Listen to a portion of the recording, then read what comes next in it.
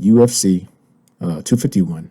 Like I said, I'm breaking down all the fights, separate videos, just in case y'all want to skip something or move around. In this video, I'm going to cover Jose Aldo Jr., Petr Yan, vacant strap 135. It goes down Abu Dhabi, UFC Fight Island, UFC 251. This is your boy JG. Exaggeration and experience. Let's go. Once again, y'all, welcome back to the channel. This is your boy JG, Exaggeration and Experience. This is another video continuing on my quest to cover all of UFC 251. This is a little crazy right now. I'm going to turn this down. And this fight, Petr Yan and Jose Aldo Jr., it's massive for a couple different reasons. Disappointingly enough, we had my man, Dominic Cruz, take a shot at Henry Cejudo for the strap at 135 pounds. Came up a little bit short. Surprisingly to most people, it's not something that I had on my radar. Henry Cejudo decided to walk away from the sport of mixed martial arts and left that title vacant. You know, Cruz probably had some things to do, had some healing up, this, that, and the other. It created an opportunity for this bout to take place on July 11th. Like I mentioned before, UFC 251, Abu Dhabi, Fight Island. It's crazy. The whole card is stacked. But in this video specifically, we're going to cover Jose Aldo Jr., the King of Rio, and Petr Yan, the cat that's been punching people in the face and knocking them unconscious as of late. For that strap, the vacant strap, I think it's interesting for a lot of different reasons. You have a guy that a lot of people aren't familiar with. Google him if you don't know Petr Yan. And it's spelled P-E-T-R, that's it, Yan.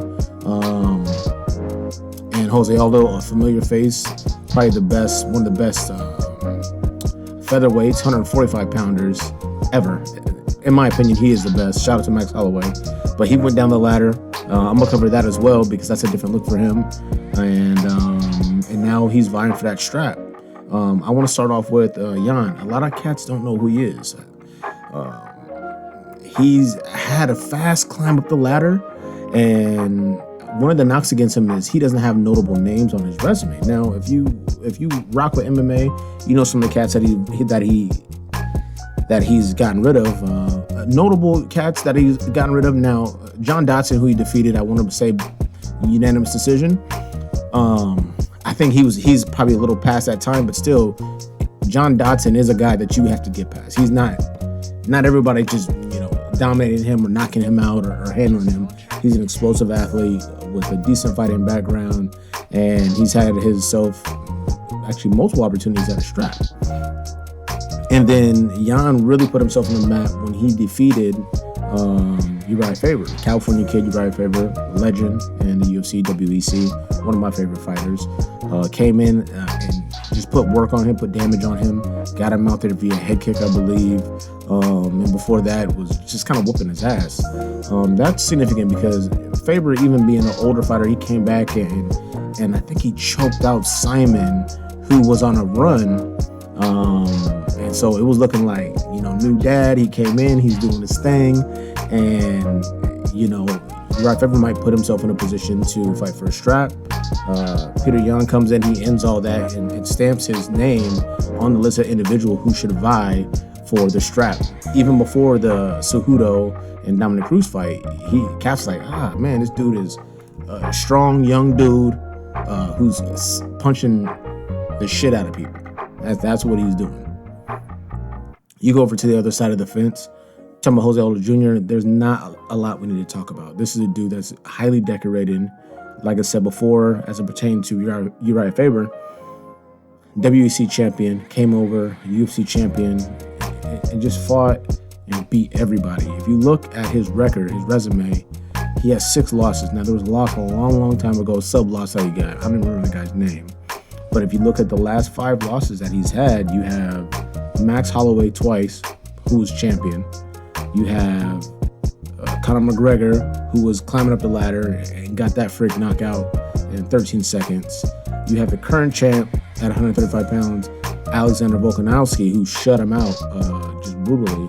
And then you had a decision loss to Marlon Moraes, which, shout out to Marlon Moraes. I like him. He's another one of my favorite fighters.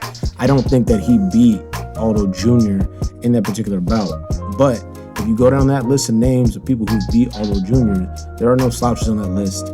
You have some close ones. You have some stoppages. Max stopped him twice, and then obviously we know about Conor McGregor. Him putting his flag really into the UFC with that victory when he defeated Jose Aldo with that 13-second knockout. But let's get into these fighters and what it looks like and what I think are the things that really check for in this particular bout.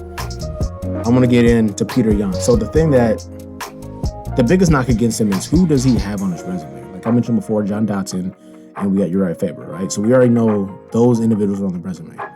After that, unless you're really diehard UFC mixed martial artist fan, you might not know some of the names. So let's get into his fighting style.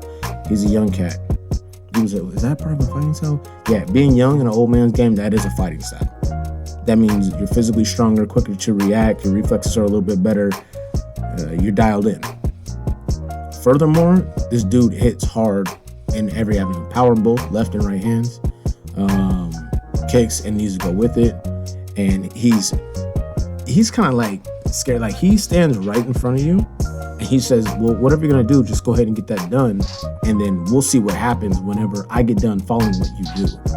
And for a fighter to do that so confidently and so patiently, that's definitely an uncomfortable situation, especially if you're a guy like, going back to Uriah Faber fight, who is a dangerous fighter, who is an athletic guy, who has a lot of tools in the toolbox, and then you end up getting just beat the hell up.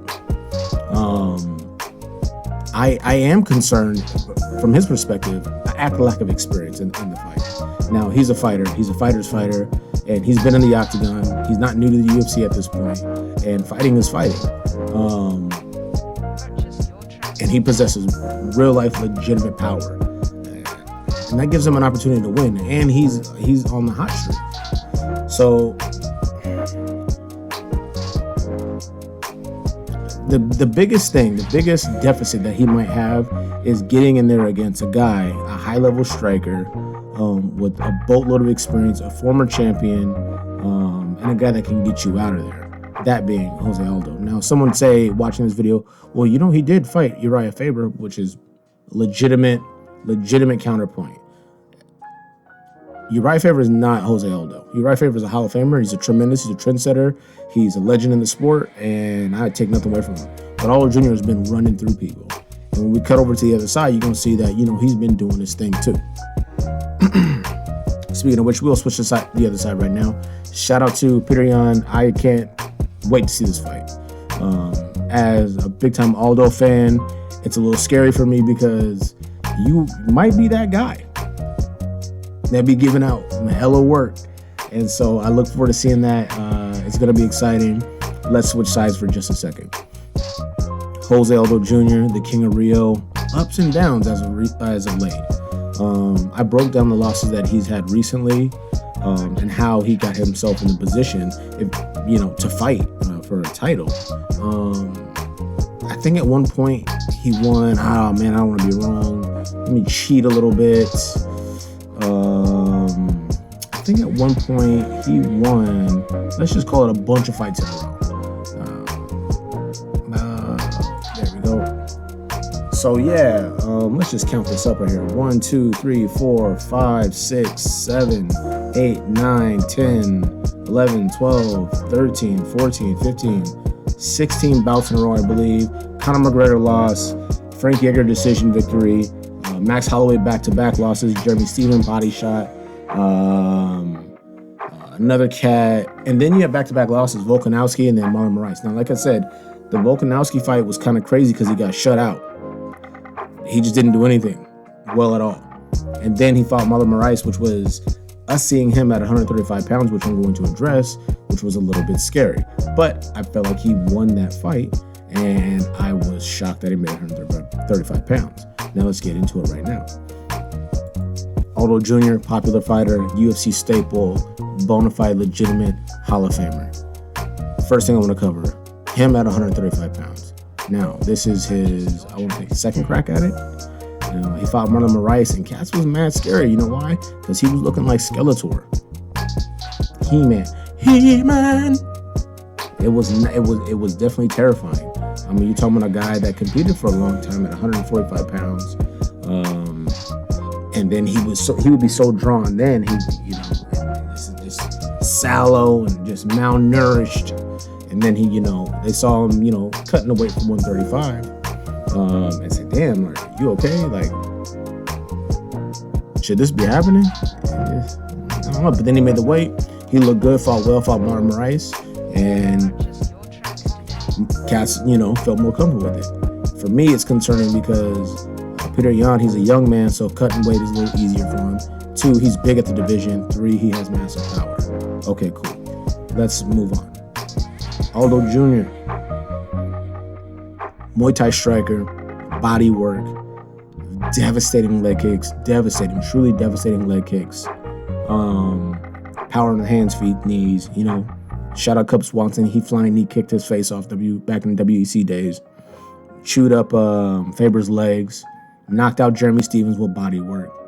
He lumped up Mark Hominick. He gave him, if you go back, that's an old fight, but he gave him a yapper, like, yep, just right here. He was just destroyed his forehead and meat. Mark Hominick said, "I got a baby at home. I don't have time for all this." Shout out to Mark Hominick. Shout out to Canada. What is Aldo Jr. going to bring to the table? Well, there have been a lot of rumors about Jan's power and what he does well and this and the other. And there was an interview recently that Aldo Jr. gave, and I don't know verbatim, but they said, "Hey, are you concerned about, what Yan brings to the table?" So this is kind of a paraphrase of what Aldo Jr. had to say. Definitely concerns me a little bit, you know what I mean? But, I pack that thing too. So he come around this way, you will get caught. So with all that being said, he's saying, "Look, I've been here, I've done that, I've gotten this t-shirt, I've worn this strap before, I've been the king of Rio, I've been the king of the UFC, I'm still that dude, I'm stopping guys viciously, and I'm bringing something different to the table." He has to be more active, he has to be busier. It can't be a repeat of Volkanovski where he just got shut out offensively because he was caught in the middle guessing. If he lets his hands go, if he's violent, if he trusts his tools, then he has an opportunity to win. He has to not get touched upstairs.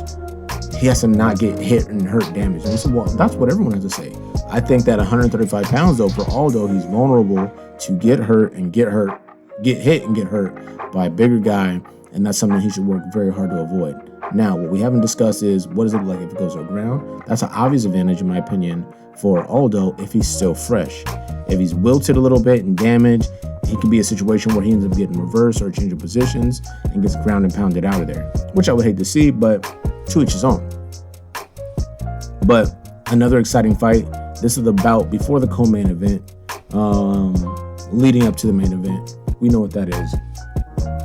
Kamaru Usman defending his strap, 170 pounds, against game-bred Jorge Masvidal.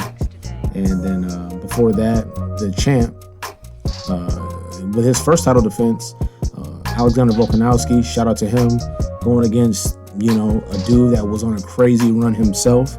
Bless Max Holloway coming back for the strap if you can get that. I covered both those fights already. If you haven't seen those videos, check them out. I'll put the card in this one. This is your boy JG, Exaggeration and Experience. If you have not had the opportunity, please like, subscribe, bell icon for notifications, and drop your comments below, because y'all be running at me crazy on the text or hit me up on different avenues and venues. Nah, put it right here so we can all see that. We need to see that. This is your boy JG, Exaggeration and Experience, UFC 251, Fight Island. It goes down. The main event, Kamaru Usman, Jorge Gamebred Masvidal. This card is killer, yo. This card is killer. More heat coming your way. We out.